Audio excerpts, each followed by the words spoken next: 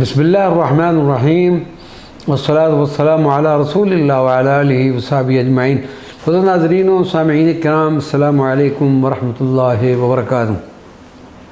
مزار سیدنا غوث اعظم رضی اللہ تعالیٰ عنہ پر غلاف یا چادر پوشی کی ابتدا۔ حضور سیدنا شیخ عبد القادر جیلانی کے مزار مبارک یا غلاف یا چادر پیش کرنے کی ابتدا عباسی خلیفہ المستنجد باللہ کے ہاتھوں ہوئی۔ بعد کے ادوار میں جن شخصیات کو یہ شرف حاصل ہوتا رہا، مختصراً ان کا تذکرہ کچھ اس طرح سے ہے۔ 566 ہجری میں عباسی خلیفہ المستنجد باللہ نے آپ کے مزار مبارک پر ایک ریشمی غلاف پیش کیا۔ 573 ہجری میں عمار بن سلامہ الحسینی نے ایک ریشمی چادر آپ کے مزار مبارک پر چڑھائی۔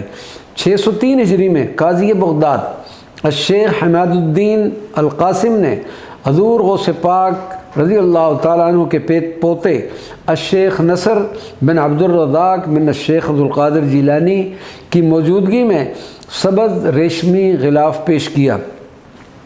695 ہجری میں شیخ جمال الدین عبد الجبار البصری قاضی بغداد نے ایک ریشمی غلاف پیش کیا۔ 941 ہجری میں سلطان یعنی ترکی کے یہ سلطنت عثمانیہ کے سلطان سلیمان القانونی نے ایک ریشمی غلاف چڑھایا۔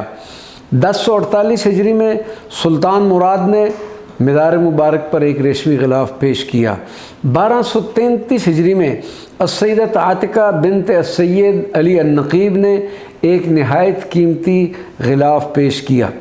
1252 ہجری میں عثمانی سلطان محمود خان نے نبی پاک صلی اللہ علیہ وسلم کے روضہ مبارکہ کے غلاف کا ایک قطعہ مبارک حضور غوث پاک رضی اللہ تعالی عنہ کے مزار مبارک کے لیے ارسال کیا۔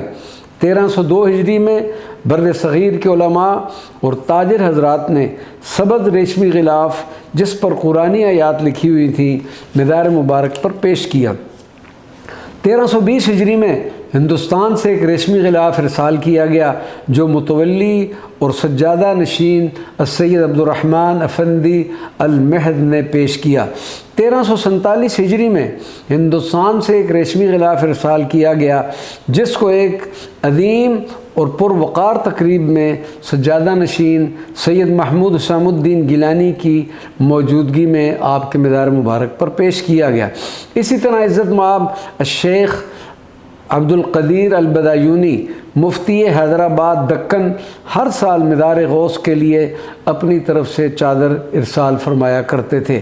نظام حیدرآباد دکن بھی باقاعدگی سے ہر سال ایک غلاف حضور غوث پاک کے مزار کے لیے ارسال کیا کرتے تھے۔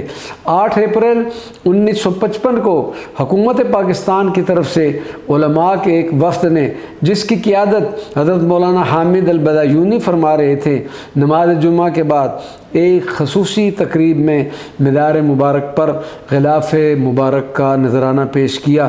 الحمدللہ یہ سلسلہ آج تک جاری و ساری ہے۔ سرکاری و ذاتی سطح پر لوگ ہمیشہ چادروں کے نذرانے پیش کرتے رہتے ہیں۔ اکتوبر 2001 میں اس بندہ ناچیز نے اپنے احباب کے ہمراہ یہ شرف حاصل ہوا کہ ہم نے بھی سرکار غوث پاک رضی اللہ تعالی عنہ کی بارگاہ میں چادروں کا نذرانہ پیش کیا۔